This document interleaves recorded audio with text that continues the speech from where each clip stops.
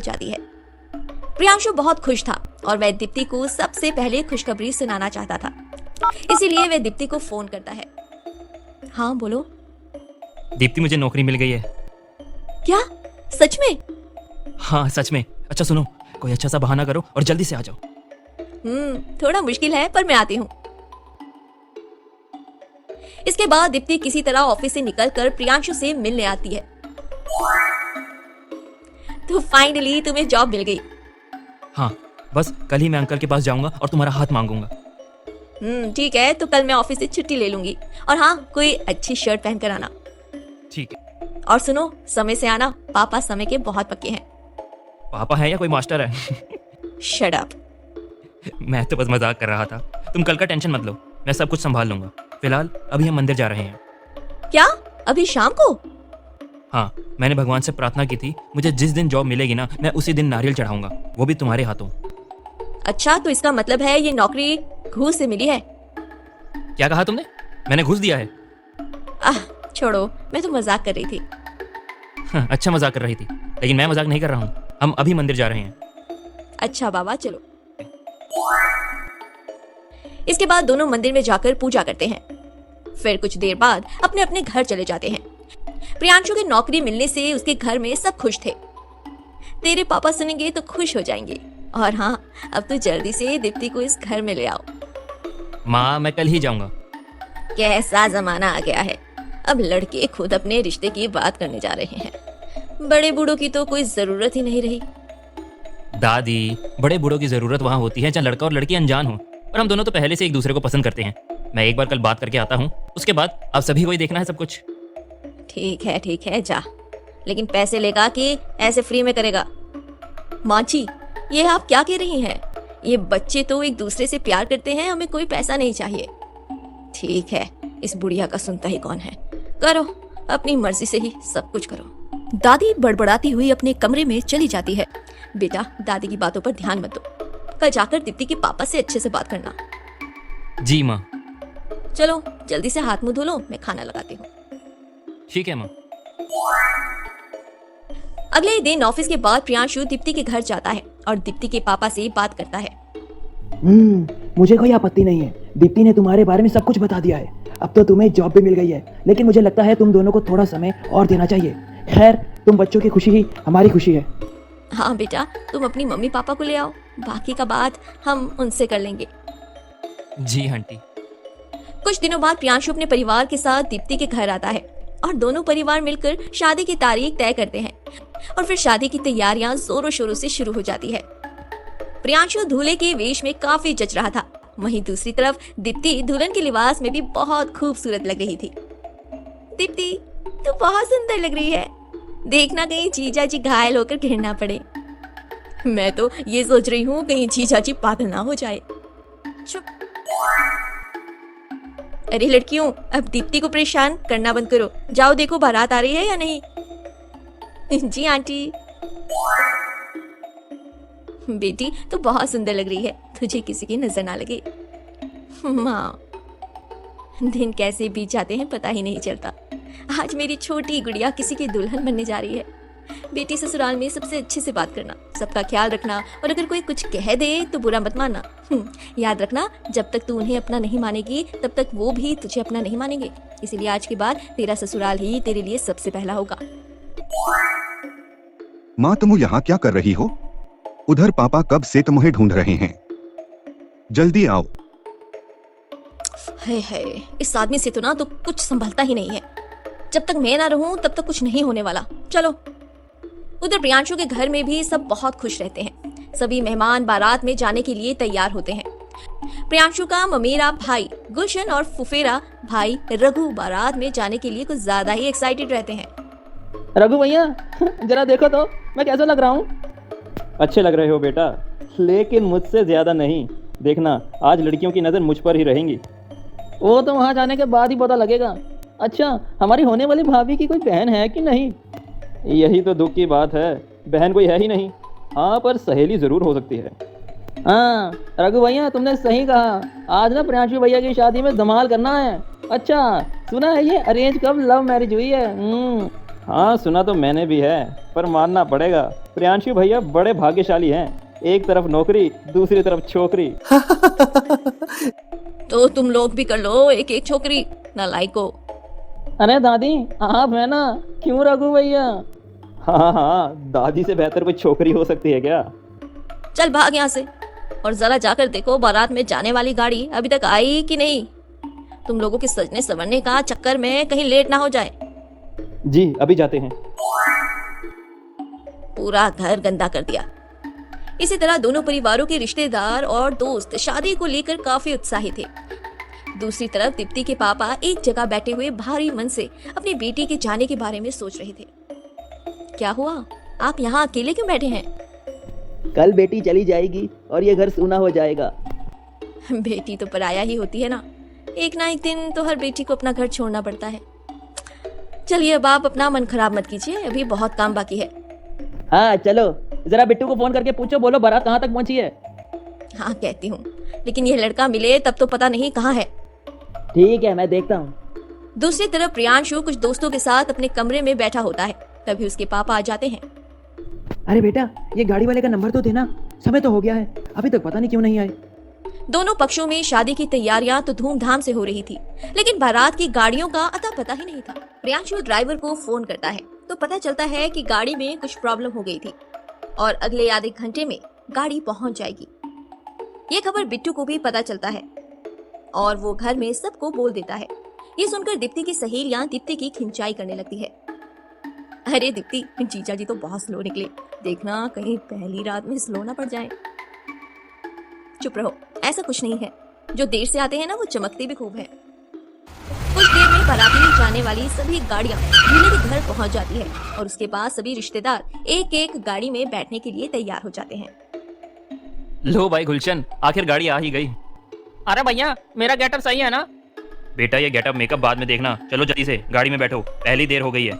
अरे कोई देखो प्रियांशु गाड़ी में बैठा है कि नहीं बैठा। ताऊ आप ही क्यों नहीं देख लेते? बेटा बारात में खिड़की वाली सीट मिलना बहुत ही मुश्किल है, एक बार उतरते ही खेल खत्म। अरे क्या हुआ, प्रियांशु गाड़ी में बैठा कि नहीं? हाँ भैया, प्रियांशु बैठ गया, चलो अब धीरे धीरे गाड़ी छोड़ना शुरू करो। इसके बाद एक एक गाड़ी छोड़ जाती है।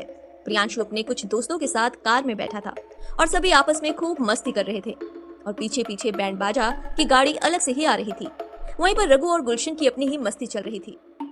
रघु भैया हम बारात में जा रहे हैं, लेकिन कुछ मिस हो रहा है। क्या मिस हो रहा है? गाना भैया गाना। अरे वो भी होगा, जैसे ही वहाँ पहुँचने वाले होंगे सभी बाराती नीचे उतर जाएंगे और बैंड बाजे की धुन में थिरकते हुए जाएंगे, कितना मजा आएगा। तो भैया अभी थिरक लेते हैं ना। ड्राइवर भाई कोई अच्छा हिंदी गाना लगाओ। अरे चुप करो, हिंदी गाना लगा दो। कोई हिंदी नहीं ड्राइवर भाई, भोजपुरी गाना लगा दो। अरे वाह ताऊ, आप तो अद्भुत हैं। ड्राइवर भाई भोजपुरी लगा दो। इधर ये सब मस्ती करते हैं, वहीं पर दूसरी ओर दुल्हन के घर में कुछ लोग बारातियों का फूल मालाओं से स्वागत करने के लिए तैयार रहते हैं। अरे सब तैयार रहो, बारात कभी भी पहुंच सकती है। दूसरी तरफ दीप्ति कुछ सहेलियों के साथ अपने कमरे में बैठी रहती है और सब आपस में बातें करते हैं।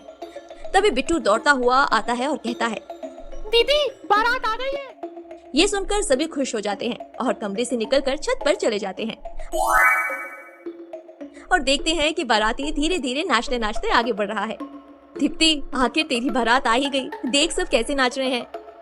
लेकिन बारात में 2 बंदर भी है, मेरा मतलब है 2 लड़के बंदर जैसे नाच रहे हैं। कहाँ मुझे भी दिखा। अरे वहाँ देख।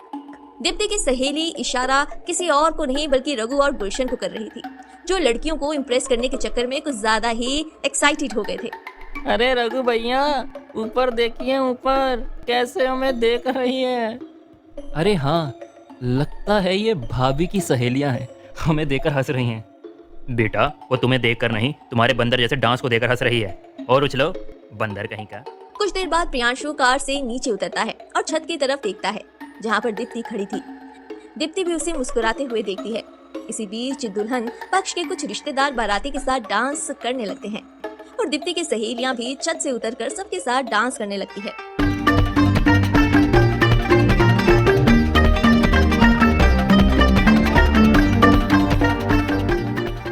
पूरा माहौल जगमगा उठा था और हर कोई खेल खिला रहा था। इसके बाद धीरे धीरे सभी बाराती अंदर जाते हैं और उनका फूल मालाओं से स्वागत किया जाता है। दीप्ति के पापा और कुछ रिश्तेदार हाथ जोड़कर एक एक बाराती को उन्हें आराम से घर में जाने के लिए इशारा करते हैं। तभी प्रियांशु के पापा दीप्ति के पापा से मिलते हैं। आइए भाई साहब आइए, आने में कोई तकलीफ तो नहीं हुई? अरे कैसी बातें कर रहे हैं, भला अपने ही घर में आने में कैसी तकलीफ? वैसे आपने बहुत अच्छा सजाया है। जी धन्यवाद भाई साहब, चलिए आइए अंदर आइए। उधर दीप्ति की माँ भी बारात में आए हुए महिलाओं का स्वागत करती है। कुछ देर बाद सभी बारातियों को नाश्ता कराया जाता है और बाराती भी मजे से खाते हैं। मानना पड़ेगा, कितना अच्छा स्वागत किया है। हाँ, और उतना ही अच्छा नाश्ता भी है।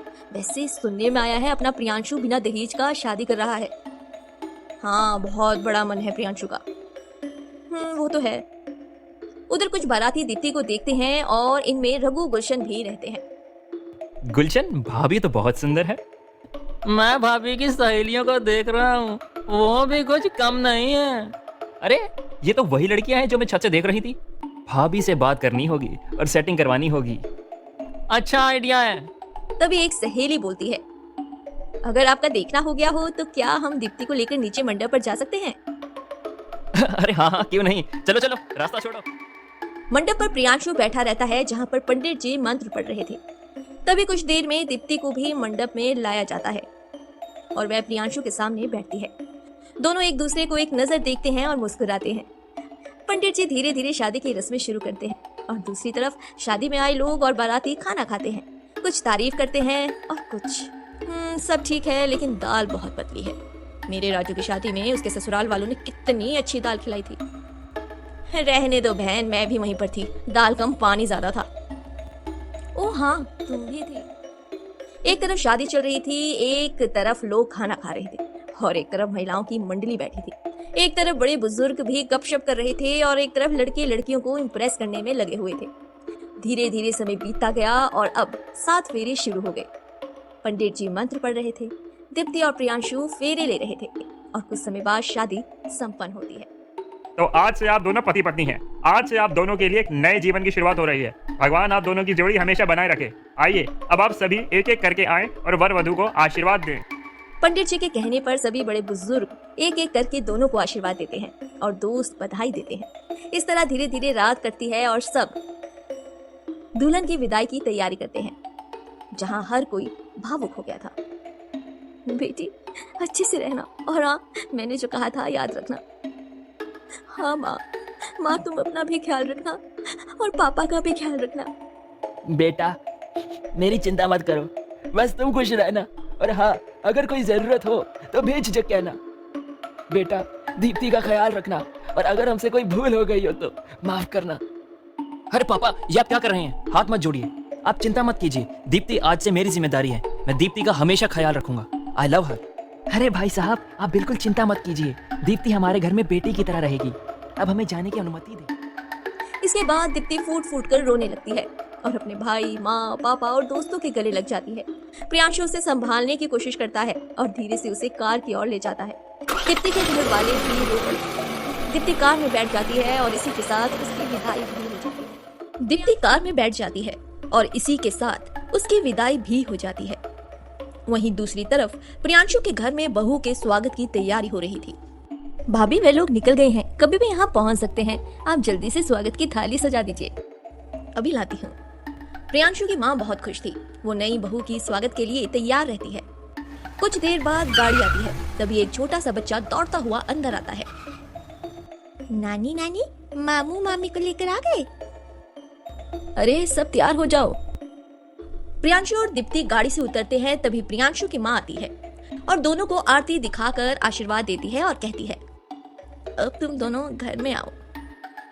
प्रियांशु के घर में एक रस्म थी जहां पर उसके छोटे भाई बहन घर में घुसने पर उससे कुछ पैसे या फिर गिफ्ट मांगते थे। तो जैसे ही प्रियांशु और दीप्ति घर के अंदर जाने लगते हैं तो रघु, गुलशन कुछ बच्चों के साथ दरवाजे पर खड़े हो जाते हैं और मांग करने लगते हैं।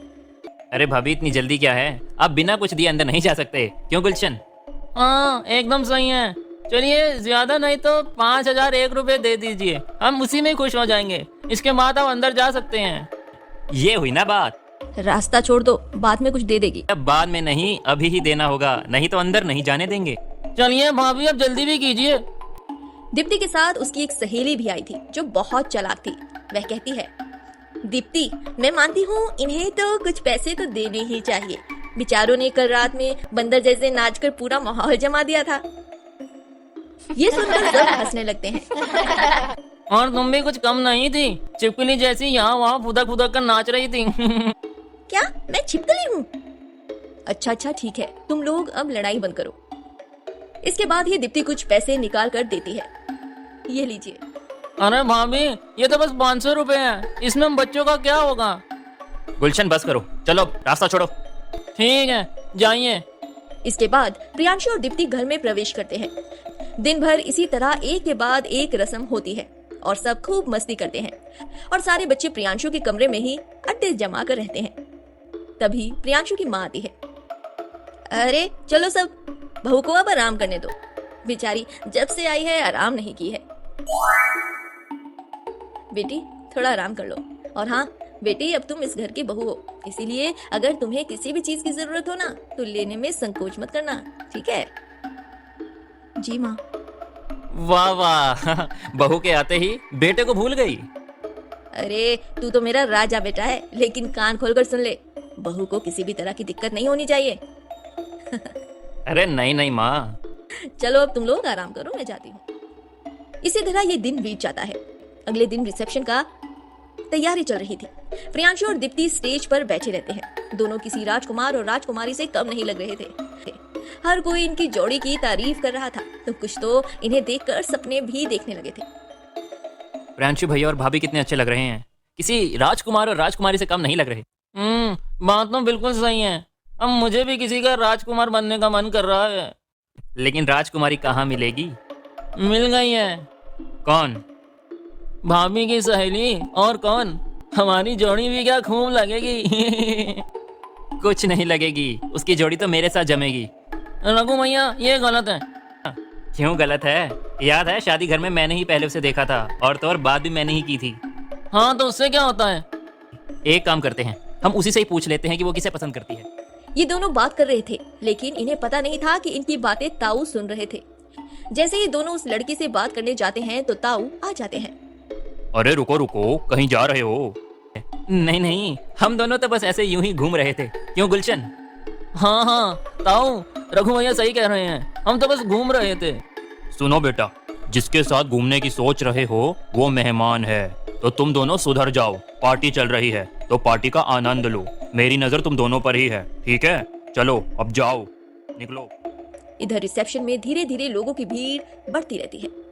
कोई खाना खा रहा था, कोई गिफ्ट दे रहा था और बड़े बुजुर्ग आशीर्वाद दे रहे थे।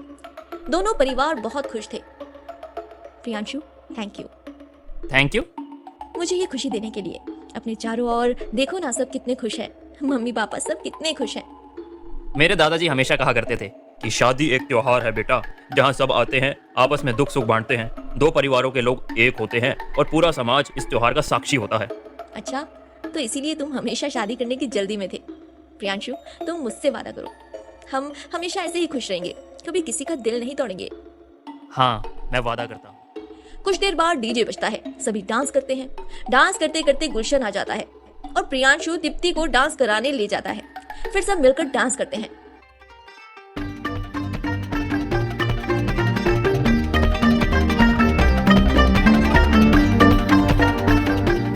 करीब देर रात को पार्टी खत्म होती है। अगले ही दिन सभी मेहमान एक एक करके चले जाते हैं। दीप्ति घर की सफाई करने लगती है। तभी प्रियांशु की माँ आती है और कहती है, अरे अरे अरे बेटी, तुम ये सब क्या कर रही हो? अभी तुम्हारी शादी को सिर्फ 2 ही दिन हुए हैं और तुमने घर का काम करना शुरू भी कर दिया। हिलाओ, मैं करती हूँ। नहीं माँ, मैं करती हूँ ना, जिद मत करो, आस पड़ोस वाले देखेंगे तो क्या कहेंगे। हिलाओ, मैं करती हूँ। ठीक है माँ। कुछ देर बाद प्रियांशु कमरे में आता है। वह बहुत खुश रहता है। ओहो, क्या बात है जनाब, मन ही मन मुस्कुरा रहे हैं। तुम भी सुनोगी तो खुश हो जाओगी। अच्छा चलो, तब बताओ क्या बात है। तुम्हें याद है हम पहली बारी कहाँ मिले थे? कॉलेज में? नहीं, उससे पहले। ओह, मैं तो भूल ही गई। हम तो पहली बार मनाली में मिले थे। हाँ, तो हम हनीमून के लिए मनाली जा रहे हैं। क्या? दीप्ति, मैं चाहता हूँ जहाँ हमारी पहली मुलाकात हुई थी वहीं से हम अपने नए जीवन की शुरुआत करें। तो जल्दी से सामान पैक करो, हम कल सुबह निकल रहे हैं। इसके बाद अगली सुबह प्रियांशु और दीप्ति मनाली के लिए निकल जाते हैं और कुछ घंटे बाद वहां पर पहुंचते हैं। तो फाइनली हम पहुंच गए। हाँ। दीप्ति, क्या हुआ, बाबू को चोट लग गई? अच्छा अभी दिखाता हूँ। इसके बाद दोनों बर्फ के गोले बनाकर एक दूसरे पर फेंकते हैं। दूसरी तरफ वहीं पर कुछ लड़के भी थे जो इन्हें देखकर आपस में बात करते हैं। अरे भाई उधर देख, चाल लग रही है। काश वो लड़की हमारे साथ होती तो मजा आ जाता।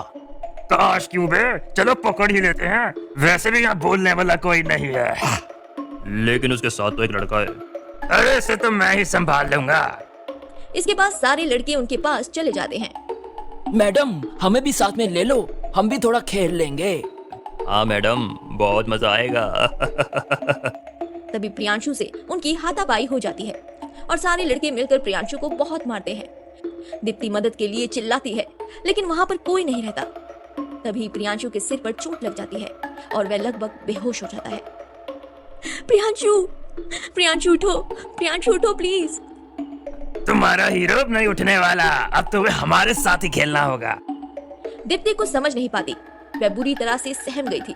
फिलहाल दीप्ति बेबस थी, इसकी मदद कोई नहीं कर रहा था और उसकी मदद के लिए आसपास कोई था भी नहीं। दीप्ति कुछ समझ नहीं पाती है, वह बुरी तरह से सहम गई थी। फिलहाल दीप्ति बेबस थी, उसकी मदद के लिए आसपास कोई नहीं था। देखो तुम लोग यहाँ से चले जाओ, नहीं तो मैं पुलिस को बुलाऊंगी। चले जाओ यहाँ से। अरे मैडम दिमाग कम है क्या? यहाँ चिल्लाने से कोई भी नहीं आने वाला है, क्यों फालतू अपनी एनर्जी वेस्ट कर रही हो? तो तुम हम में से किसके साथ पहले खेलोगी? दीप्ति बार बार प्रियांशु को उठाने की कोशिश करती है लेकिन प्रियांशु को होश नहीं आता है। तभी बहुत हो गया है तेरा ड्रामा, अब चल। वह लड़का दीप्ति को खींच कर ले जाता है और दीप्ति जोर जोर से प्रियांशु को पुकारती है। तभी प्रियांशु को होश आता है और लड़खड़ाता हुआ खड़ा हो जाता है। छोड़ दे, मैंने कहा छोड़ दे उसे। अरे भाई ये तो फिर से खड़ा हो गया। अच्छा जा, इस बार साले को हमेशा के लिए लेटा दे, जा। इसके बाद वो लड़का प्रियांशु को मारने आता है। तभी प्रियांशु उसे घूसा मारता है और वह बेहोश हो जाता है। ये देखकर उसके सारे दोस्त प्रियांशु को मारने के लिए एक साथ आते हैं और वह सभी भाग जाते हैं। दीप्ति दौड़कर प्रियांशु को गले से लगा लेती है और रोने लगती है। प्रियांशु, प्रियांशु। रोना बंद करो, अब सब ठीक है। मुझे बहुत डर लग रहा है प्रियांशु, हम यहाँ पर एक पल भी नहीं रहेंगे, हम अभी घर जा रहे हैं। शांत हो जाओ, अब सब ठीक हो गया है।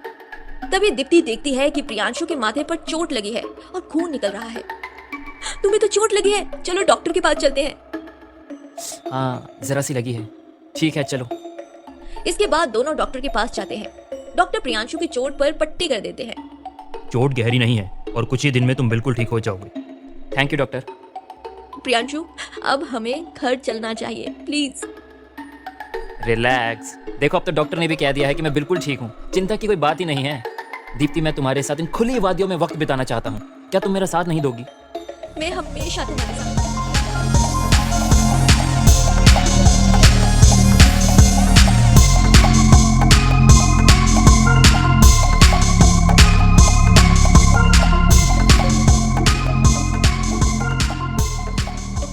आज प्रियांशु और दीप्ति मनाली से लौटने वाले थे। प्रियांशु की माँ सुबह से ही अच्छे अच्छे पकवान बना रही थी और दादी ये सब देखकर अंदर ही अंदर गुस्सा हो रही थी। इतनी नौटंकी बर्दाश्त नहीं होती है। एक तो बिना पैसे के बहू लाई है और उसी के स्वागत के लिए ये पकवान बनाए जा रहे हैं। कुछ देर बाद प्रियांशु और दीप्ति वापस आते हैं। माँ, माँ। प्रियांशु की आवाज सुनकर दादी और माँ दोनों बाहर आ जाती हैं और फिर प्रियांशु और दीप्ति माँ और दादी को प्रणाम करते हैं। बेटा तुझे ये चोट कैसे लगी? माँ वो छोटा सा एक्सीडेंट हो गया था। क्या? देख बहू देख, तुम मेरे एक लौते पोते के लिए कैसी बहू लाई है। घर में पैर रखते ही एक्सीडेंट हो गया। बेटा तू ठीक तो है? दादी मैं बिल्कुल ठीक हूँ और मुझे दीप्ति की वजह से चोट नहीं लगी है। मुझे तो अरे अब जाने भी दो इन बातों को। नहीं दादी, प्रियांशु को चोट मेरी वजह से ही लगी है। इसके बाद दीप्ति माँ और दादी पूरी बात बताती है। फिर दोनों कमरे में चले जाते हैं। दीप्ति के सच कहने पर प्रियांशु थोड़ा नाराज हो जाता है। तुम्हें ये सब बात बताने की क्या जरूरत पड़ गई? मैं सब बता रहा था ना, संभाल रहा था ना मैं तो सिर्फ सच ही कह रही थी। हर बार सच कहना सही नहीं होता, कभी कभी झूठ बोलना भी पड़ता है। और ये सच बोलकर क्या साबित करना चाहती हो? बेकार में सब टेंशन कर रहे हैं। ठीक है, आई एम सॉरी। दीप्ति, बात सॉरी की नहीं है, कब कहाँ क्या कहना चाहिए इस बात को समझो, ठीक है? चलो मैं फ्रेश होके आता हूँ, मुझे आज ही ऑफिस ज्वाइन करना है। ठीक है, मैं तुम्हारे कपड़े निकाल कर रख देती हूँ। इसके बाद प्रियांशु जल्दी से फ्रेश होकर ऑफिस चला जाता है। दीप्ति को प्रियांशु के बिना मन नहीं लग रहा था, इसीलिए वह अपने घर पर फोन से बात करती है। हाँ माँ, मैं ठीक हूँ, हम लोग आज ही वापस आए हैं। बातों बातों में दीप्ति अपने घर में भी सब कुछ बता देती है कि मनाली में उनके साथ क्या हुआ था। धीरे धीरे शाम ढलती है और प्रियांशु रात को घर आता है। दीप्ति, तो तुमने घर में भी बता दिया क्या? मनाली वाली बात? हाँ, पर तुम्हें कैसे पता चला? तुम्हारे पापा ने कॉल किया था, देखो कितना टेंशन कर रहे हैं, इसीलिए मैंने तुम्हें मना किया था। हाँ, लेकिन वह तो मेरे अपने घर वाले हैं ना, अगर मैंने उन्हें बता भी दिया तो दिक्कत ही क्या है? मैं उस घर की बेटी हूँ, अगर उनके घर की बेटी के साथ कुछ होता है तो उन्हें भी पता होना चाहिए। प्रियांशु, बात को समझो, सब क्या सोचेंगे कि मैं कितना गैर जिम्मेदार हूँ। नहीं, कोई कुछ नहीं सोचेगा, उल्टा उन्हें तुम पर गर्व महसूस हो रहा था। चलो ये सब बातें छोड़ो, मैं खाना लगा देती हूँ। अच्छा, और उसके बाद? उसके बाद क्या, खाना खाकर सो जाना है। बस, मेरा तो कुछ और ही इरादा था। मैं जानती हूँ जनाब का क्या इरादा है। तभी दादी किसी काम से अंदर आती है और राम राम राम राम, अरे दरवाजा तो बंद कर लिया करो, आजकल के लड़के और लड़कियां कभी भी शुरू हो जाते हैं। दादी, आप कुछ काम था? हाँ, आज तुम्हारी माँ मंदिर गई थी तो पंडित जी से कहकर तुम दोनों के लिए ताबीज लाई है। ये लो, पहन लो इसे। दादी, ये सब करने की क्या जरूरत थी? माँ भी ना छोटी छोटी बात पर परेशान हो जाती है। देखा दीप्ति, इसीलिए मैंने सच कहने से मना किया था। ओफो, अब दोबारा शुरू मत हो जाना, मैं खाना लगाने जा रही हूँ, तुम जल्दी से आ जाओ। ये कहकर दीप्ति चली जाती है। देखो, यही होता है लव मैरिज करने का नतीजा, अब उम्र भर नखरे झेलते रहो। दादी, अब आप भी शुरू मत हो जाइए। ठीक है, तेरी बीवी है, तू ही संभाल, मुझे क्या करना है। ये कहकर दादी भी चली जाती है। गलती मेरी ही थी, मुझे दीप्ति से इस तरह से बात नहीं करनी चाहिए। कुछ देर बाद सभी खाना खाते हैं। इसके बाद एक एक कर सब सो जाते हैं। दीप्ति और प्रियांशु भी सोते हैं, लेकिन दोनों एक दूसरे से बात नहीं करते हैं। प्रियांशु दीप्ति से बात करना चाहता था, लेकिन बातचीत शुरू नहीं कर पाता है और फिर दोनों देर रात तक सो जाते हैं। अगली सुबह प्रियांशु चाय लिए दीप्ति को जगाता है। दीप्ति, दीप्ति। प्रियांशु, और ये क्या, तुम चाय लाए हो? हाँ, क्योंकि आज मेरी बीवी ऑफिस जा रही है और मैं चाहता हूँ कि मेरी बीवी चाय पीकर दिन भर ताजगी महसूस करे और मुझे माफ कर दो प्लीज। अरे अरे, ये क्या कर रहे हो और किस बात की माफी मांग रहे हो? कल की बात। ओह, वो तो मैं कब का भूल गई थी। अच्छा, तब तो सारी मेहनत बेकार हो गई। सोचा था सुबह सुबह चाय पिलाकर मैं तुम्हें मना लूंगा और तुम मुझे खुशी से गले लगा लोगी। वह तो मैं तुम्हें कभी भी लगा सकती हूँ। इसके बाद दीप्ति प्रियांशु को गले लगा लेती है। दीप्ति और प्रियांशु की शादी को 1 साल बीत चुका था। दोनों सुबह ऑफिस चले जाते थे और शाम को वापस आ जाते थे। फिर वीकेंड में सब साथ में खाना खाने बाहर जाया करते थे। एक दिन प्रियांशु की माँ और दादी कुछ सामान लेने बाजार जाती हैं। तभी उसकी मुलाकात विमला से होती है, जो कि उसकी दोस्त थी। अरे मालती, तू यहाँ पे कैसे? मैं अपनी सासू माँ के लिए कुछ लेने आई थी, ये मेरी सासू माँ है। नमस्ते आंटी, और सुना है तेरे बेटे की शादी हो गई है? तब तो घर में पोता पोती के साथ तो खूब मजे कर रही है।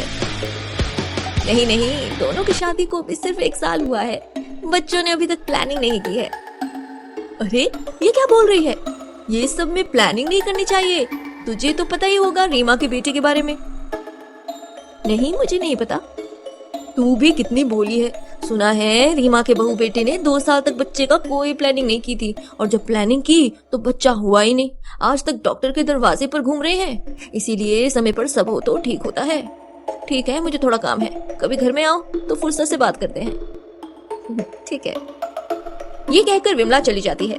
विमला की बातों से मालती थोड़ा परेशान हो जाती है। क्या हुआ बहू? माँ जी, वो विमला क्या कह के चली गई? विमला ने कुछ गलत नहीं कहा। अरे हमारे जमाने में शादी के 1 साल पूरा होते ही बच्चे गोदी में खेला करते थे, कभी कोई दिक्कत सुना है क्या? लेकिन आज तो जमाना ही बदल गया है। माँ जी, आप ना एक बार प्रियांशु और बहू से बात कीजिए ना। ठीक है, मैं बात करूंगी। इसके बाद दोनों घर चले जाते हैं। दादी प्रियांशु और दीप्ति का बेसब्री से इंतजार करती है। कुछ देर बाद दोनों घर आते हैं तो दादी प्रियांशु से बात करती है। बेटा, 1 मिनट सुनना, कुछ बात करनी थी। हाँ दादी। दादी प्रियांशु से बच्चे के बारे में बात करती है। वह कहती है कि उन्हें बच्चे के बारे में सोच लेना चाहिए। ठीक है दादी, मैं आज ही दीप्ति से बात करता हूँ। कुछ देर बाद सब खाना खाकर सो जाते हैं और प्रियांशु और दीप्ति भी बेड पर लेटे रहते हैं। तब प्रियांशु दीप्ति से कहता है। दीप्ति, हाँ बोलो। वो माँ और दादी चाहती हैं कि हमें बच्चे के बारे में सोचना चाहिए। क्या? प्रियांशु, तुम्हें पता है ना कि मैं अभी ऑफिस में बहुत बिजी रहती हूँ। मैं अभी बच्चा नहीं संभाल सकती हूँ। कुछ दिनों बाद मेरा प्रमोशन भी होने वाला है और इस प्रमोशन के लिए मैंने काफी मेहनत की है, इसलिए मुझे नहीं लगता कि ये सही समय होगा। दीप्ति, मैं समझता हूँ, लेकिन मुझे लगता है कि अब हमें बच्चे की प्लानिंग करनी चाहिए। और बात रही बच्चे संभालने की, तो उसके लिए माँ और दादी है ना।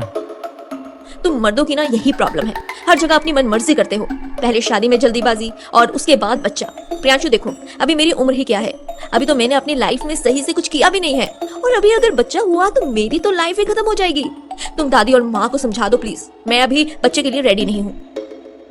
लेकिन दीप्ति, माँ और दादी गलत नहीं है। जब वे माँ बनी थी तब वो भी तुम्हारी उम्र की ही होंगी, लेकिन इसका मतलब ये नहीं कि उनकी जिंदगी खत्म हो गई है। मैं ये नहीं कह रही हूँ, मैं बस ये कह रही हूँ कि अभी हमें अपने करियर पर फोकस करना चाहिए। हम बच्चे की प्लानिंग कुछ साल बाद भी कर सकते हैं। प्रियांशु, तुम बहुत जल्दी फैसला ले रही हो, थोड़ा शांत दिमाग से सोचो। मैं और कोई बहस करना नहीं चाहती हूँ। लाइट बंद कर दो प्लीज, मुझे सोना है।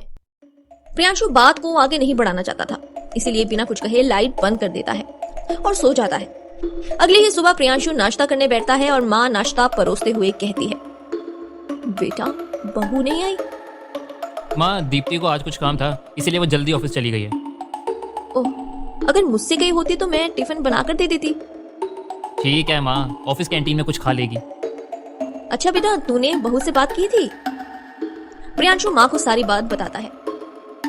बहू सही कह रही है प्रियांशु, अभी उसकी उम्र ही क्या है। बहुत कम ऐसी लड़कियां होती है जो शादी के बाद भी अपने पैरों पर खड़े होने की कोशिश करती है। हमारी बहू कुछ करना चाहती है, अपने पैरों पर खड़ा होना चाहती है, तो हमें उसे रोकना नहीं चाहिए। प्रियांशु, बहू से कह देना हमें कोई जल्दबाजी नहीं है। ठीक है माँ। अरे क्या बहू ठीक कह रही है? इसका मतलब हम सब गलत हैं। एक लड़की के लिए माँ बनना उसका सबसे बड़ा सपना होता है, और काम करने वाली एक अकेली लड़की नहीं है। दुनिया में और भी ऐसी लड़कियां हैं जो माँ होने के साथ साथ काम भी करती हैं, लेकिन उसके तो नखरे ही अलग है। कहती है लाइफ में कुछ करना है। हाँ, अरे किसी ने रोका है क्या? तुम दोनों ने बहू को अपने सिर पर बिठा रखा है। अगर ऐसा ही चलता रहा ना तो एक दिन इस घर में सब कुछ उसी के हिसाब से होगा, कह रही हैं। माँ जी बस, बहुत हो गया, अब बस भी कीजिए, बात को समझिए। ये इन दोनों की लाइफ है और इन्हें पूरा हक है क्या करना चाहिए और क्या नहीं करना चाहिए। अब इस बारे में कोई बात नहीं होगी। बेटा जल्दी से नाश्ता कर ले, तुझे देर हो रही होगी। इसके बाद प्रियांशु नाश्ता करके ऑफिस चला जाता है। कुछ घंटों के बाद प्रियांशु बार बार अपना मोबाइल चेक करता है कि दीप्ति का फोन आया या नहीं। अभी तक दीप्ति का कॉल नहीं आया। हर दूसरे दिन तो दीप्ति का कॉल आ जाता है। शायद ऑफिस में बिजी होगी या फिर रात की बात को लेकर गुस्से में होगी। सुबह भी बिना बोले जल्दी ऑफिस चली गई। लड़कियों को समझना बहुत ही मुश्किल है। उधर दीप्ति ऑफिस मीटिंग में बिजी रहती है, लेकिन उसके मन नहीं लग रहा था। वह मीटिंग में तो थी, लेकिन बार बार प्रियांशु के बारे में सोच रही थी। कुछ देर बाद मीटिंग खत्म होती है, तभी प्रियांशु की कॉल आती है। हाँ बोलो। क्या बात है मैडम, अभी तक गुस्से में हो? नहीं, तुम्हें ऐसा क्यों लगा? दीप्ति, ये सब क्या है? हमारी बात कल रात को खत्म हो तो गई थी, फिर भी तुम बिना कुछ कहे ऑफिस चली गई। मुझे आज जल्दी ऑफिस आना था, तो मैं तुम्हें डिस्टर्ब नहीं करना चाहती थी। ठीक है, लेकिन बाद में फोन तो करना चाहिए ना। लेकिन नहीं, मैडम को तो गुस्से में रहना है, वो क्यों करेगी फोन? प्रियांशु मैं गुस्से में नहीं थी, मैं अभी अभी मीटिंग से निकली हूँ। वाह, हर बात का जवाब तुम्हारे पास पहले से ही रहता है। हाँ है, तुम कुछ समझना ही नहीं चाहते हो। तो तुम मुझे समझाती क्यों नहीं हो? तभी दीप्ति कॉल कट कर देती है और प्रियांशु। हेलो हेलो दीप्ति, तुम्हें हो क्या गया है? तुम मेरे साथ ऐसा क्यों कर रही हो? उधर दीप्ति ऑफिस के एक कोने में रोती है। तुम समझते क्यों नहीं हो, मैं बिजी थी। अब मैं तुम्हें कैसे समझाऊं?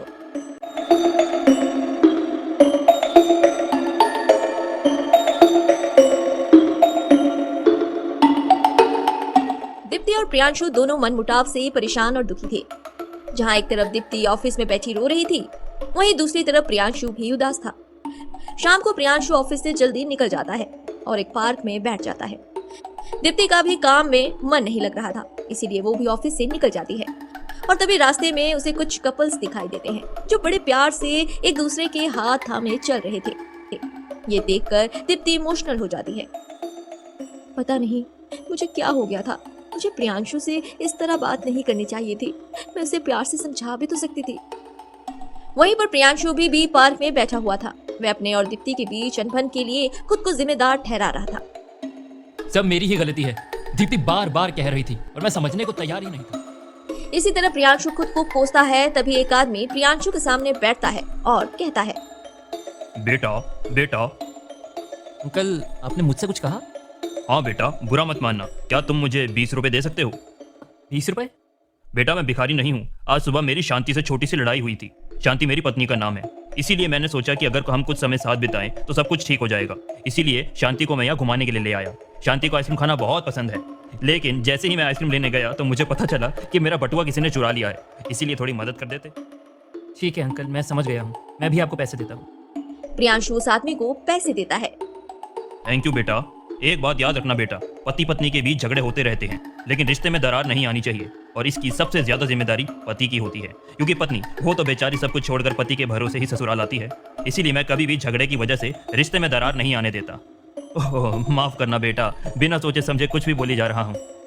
कोई बात नहीं अंकल, मैं समझ सकता हूँ। और देखा जाए तो आपने मुझे बहुत बड़ी सीख दी है वैसे आज। इसके बाद वह आदमी चला जाता है और प्रियांशु सब कुछ ठीक करने के लिए सोचता है। मेरी ही वजह से सब कुछ हुआ है, तो मुझे ही सब कुछ ठीक करना होगा। कुछ देर बाद दीप्ति घर पहुंचती है और देखती है कि प्रियांशु की माँ खाना बनाने की तैयारी कर रही है। तब दीप्ति कहती है, माँ आज मैं खाना बनाती हूँ। अरे बेटी, आज तो जल्दी घर आ गई। हाँ माँ, बस ऑफिस में मन नहीं लग रहा था। चलिए अब बातें बाद में करते हैं, पहले मैं खाना बना लेती हूँ। अरे नहीं नहीं, रहने दो। मैंने कहा ना माँ, प्लीज जिद मत कीजिए, नहीं तो मैं बुरा मान जाऊंगी। ठीक है, बना ले। तो क्या मैं सब्जी काट दूं? जी नहीं, अभी आप जाइए और आराम कीजिए या फिर सो जाइए, ठीक है? ठीक है। माँ को तो बोल दिया, पर बनाऊं क्या? क्यों ना प्रियांशु की पसंद का खाना बनाया जाए। अरे वाह, अच्छा आइडिया है। चल दीप्ति, शुरू हो जा। इसके बाद दीप्ति खाना बनाने की तैयारी करती है। फिर कुछ देर में प्रियांशु का पसंदीदा खाना बना लेती है।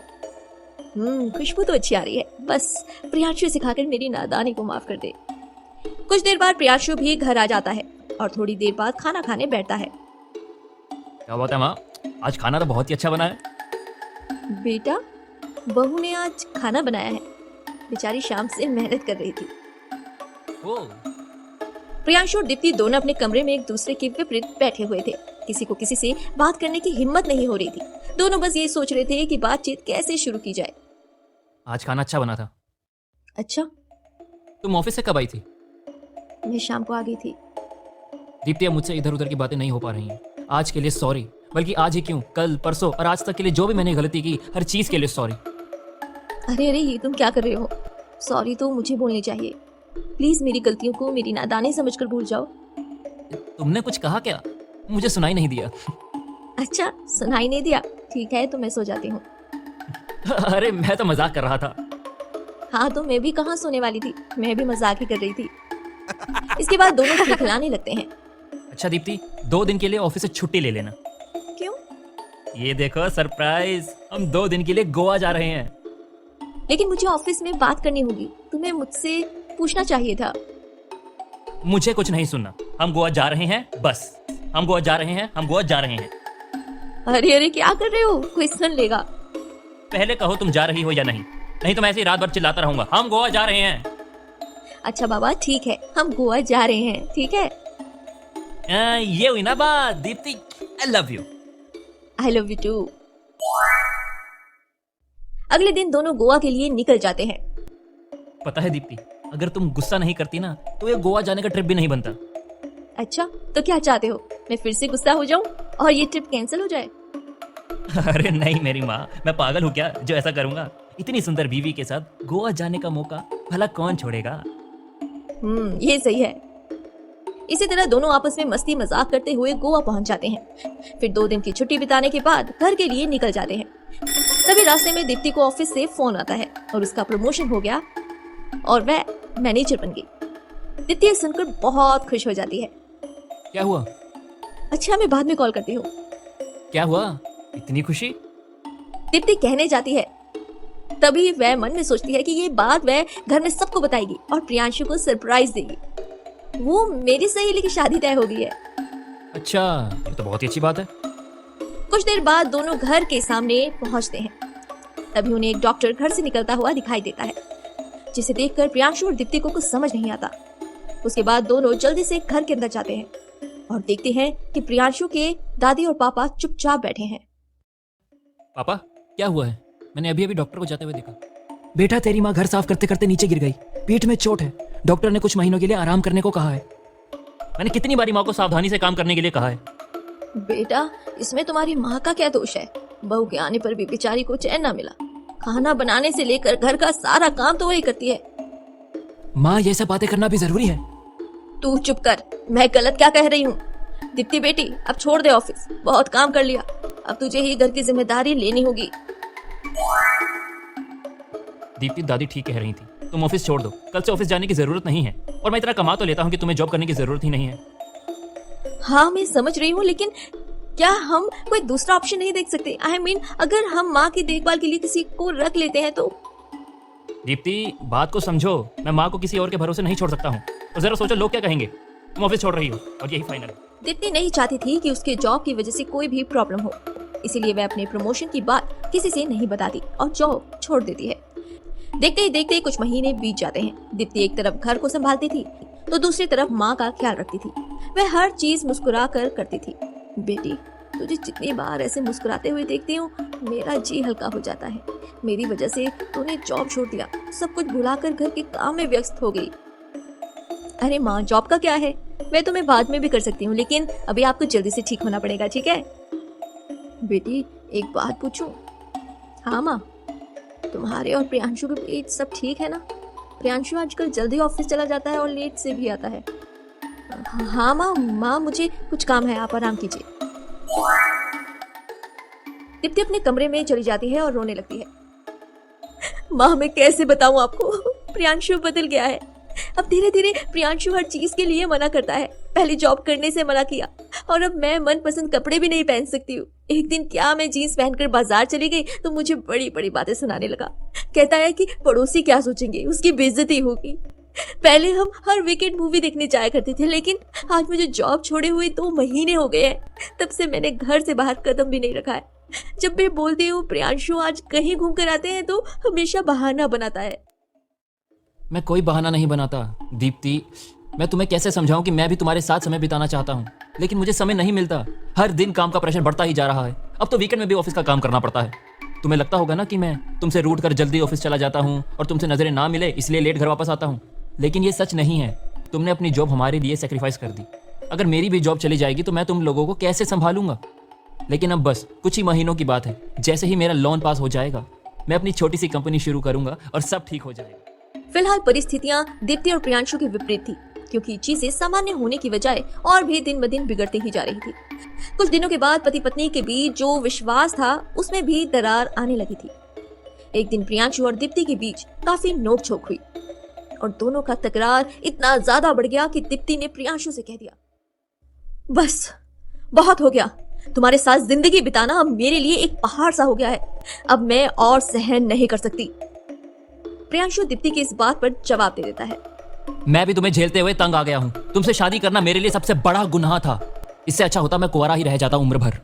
प्रियांशु के तीखे शब्द सुनकर दीप्ति काफी गुस्सा हो जाती है और प्रियांशु से मुंह फेर कर एक कोने में बैठ जाती है।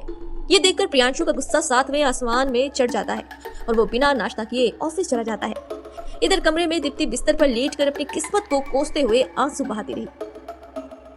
मेरी पति मारी गई थी जो मैंने इससे शादी की। क्या क्या नहीं किया। एक इंडिपेंडेंट लड़की से टिपिकल हाउसवाइफ बन गई, जिसका सिर्फ काम होता है घर में काम करना, खाना बनाना, पोछा बर्तन, बस। फिर ये सुनना पड़ता है कि तुम दिन भर करती क्या हो। दूसरी तरफ ऑफिस पहुंचने के बाद प्रियांशु दीप्ति को किसी काम से कॉल करता है।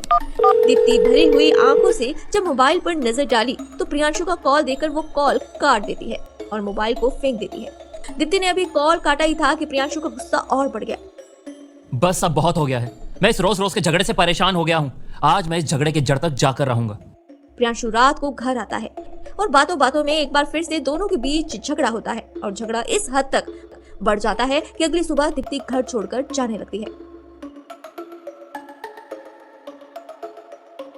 बेटी, ये क्या कर रही है? झगड़े हर पति पत्नी के बीच होते हैं, लेकिन इसका मतलब ये नहीं है कि तू ऐसे घर छोड़कर जाएगी। नहीं माँ, मेरा जाना ही सही होगा। मैं इस रोज रोज के झगड़े से तंग आ गई हूँ। माँ, उसे जाने दो। मायके के कुछ दिन रहेगी ना तो अक्ल ठिकाने आ जाएगी। चुप कर। बहू ना होती ना तो आज मैं बिस्तर पर पड़ी होती। नहीं माँ, मुझे जाने दीजिए। इसके बाद दीप्ति अपने घर चली जाती है। दीप्ति की माँ दीप्ति के अचानक घर आने के बाद पूछती है, बेटी सब ठीक तो है? तू अचानक? कम से कम हमें फोन कर लिया होता। और दमाजी कहाँ है? माँ, अब मैं वहां नहीं जाऊंगी। मैं सब कुछ छोड़कर आ गई हूँ। अरे ये लड़की क्या बोल रही है? तुम दोनों के बीच झगड़ा हुआ है। बेटी एक बार ठीक से सोच ले, इस तरह घर छोड़ देने से लोगों के बीच काफी बदनामी होगी। दीप्ति कोई जवाब नहीं दे पाई, बस आंसू बहाती है। अरे कुछ तो बोल। तुम रुको बेटी, तुम अपने कमरे में जाकर आराम करो, हम आराम से बात करते हैं। उधर प्रियांशु के मम्मी पापा भी प्रियांशु को समझाने की कोशिश करते हैं, लेकिन प्रियांशु, मैंने दीप्ति को ये घर छोड़कर जाने के लिए नहीं कहा था। जैसे वो खुद गई है वैसे ही उसे खुद आना होगा। इसी तरह कुछ दिन बीत जाते हैं। दीप्ति के माता पिता दीप्ति को समझाने की बहुत कोशिश करते हैं। बेटी, जो हुआ उसे भूल जाना ही बेहतर होगा। जिंदगी में सुख दुख ढलता ही रहता है, लेकिन जो अटूट रिश्ता एक बार जुड़ जाता है, उस रिश्ते के साथ सुख और दुख दोनों को साथ लेकर ही चलना पड़ता है। और अपने हम सफर के साथ चलने से कठिनाइयाँ और दुख बहुत पीछे हो जाते हैं। पति पत्नी को चाहिए एक दूसरे का साथ दें, सुख दुख में साथ रहें। दीप्ति के घर छोड़कर जाने से प्रियांशु बिल्कुल अकेला और तन्हा महसूस कर रहा था, मानो इस घर से बची हुई खुशियां भी छोड़ गई हो। दीप्ति, मैं बहुत अकेला पड़ गया हूँ। ये घर अब सूना सूना लगने लगा है। घर के जिस कोने में मेरी नजर पड़ती है, मानो तन्हाई मुझे काटने लगती है। ये सब सोचते हुए प्रियांशु का दम घुटने लगता है। उसे एहसास हुआ कि जीवन साथी के बिना जीवन के भवसागर को पार करना बहुत मुश्किल हो जाता है। तभी उसकी नजर सामने एक तस्वीर पर पड़ी, जिसमें वह दीप्ति के साथ बेहद ही खुश नजर आ रहा है। वह तस्वीर उतारता है और छाती से लिपटकर रोने लगता है। एक दिन दीप्ति की माँ बहुत गुस्से में थी और वह दीप्ति से कहती है, सुन, प्रियांशु को छोड़कर तू यहाँ पर बैठी है। क्या तूने सोचा है कि किस हाल में होगा वो? अरे वह तेरा पति है, अगर गुस्से में 2-4 बात कह भी दी तो क्या हो गया?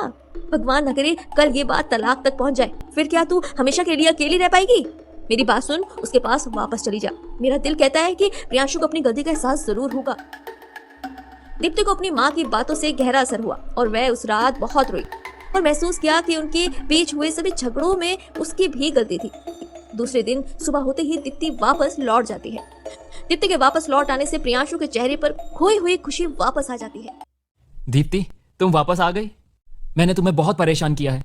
क्या तुम मुझे माफ कर सकती हो? नहीं नहीं, तुम मुझे जो भी सजा दोगी मैं भुगतने के लिए तैयार हूँ। प्रियांशु, सजा की हकदार तो मैं हूँ।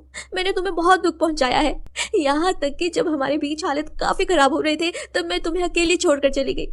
क्या तुम अपनी दीप्ति को एक और एक आखिर बार माफ कर सकते हो प्लीज? दीप्ति,